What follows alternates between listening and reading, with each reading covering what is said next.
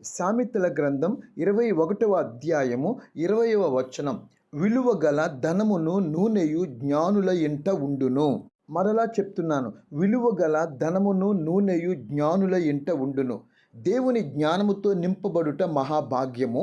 లోక సంబంధమైన జ్ఞానము కేవలం భూమి మీద మానవుడు బ్రతకడానికి మాత్రమే ఉపయోగపడుతుంది. భౌతిక అవసరాలను మాత్రమే అది తీరుస్తుంది. దైవిక జ్ఞానము జీవితాన్ని చక్కగా కట్టుకోవడానికి మాత్రమే కాక నిత్యత్వానికి కూడా సిద్ధపరుస్తుంది. పరసంబంధమైన జ్ఞానముతో నింపబడిన వాడు ప్రతికూల పరిస్థితులకు అనుగుణముగా ప్రశాంతముగా మనగలుగుతాడు. దేవుడిచ్చే నెమ్మది ఆనందముగా జీవిస్తాడు.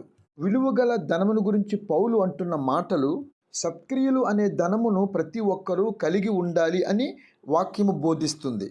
సమాజంలో నీకున్న భౌతిక ధనమును బట్టి నీకు విలువ ఉంటుందేమో కానీ దేవుని ప్రేమ రాజ్యములో మంచి క్రియలకు విలువ ఉంటుంది. రక్షణ పొందడానికి మనము చేసే మంచి క్రియలు అక్కరలేదు, కానీ రక్షించబడిన తరువాత దేవుని మహిమపరచడానికి సత్క్రియలు అవసరము. క్రియలు లేని విశ్వాసము దేవునికి మహిమను తీసుకొని రాదు.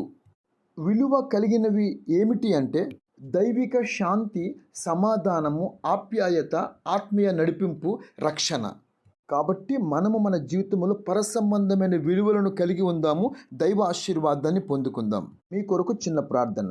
యేసు, ఈ వర్తమానమును విన్న వారిని దీవించుము.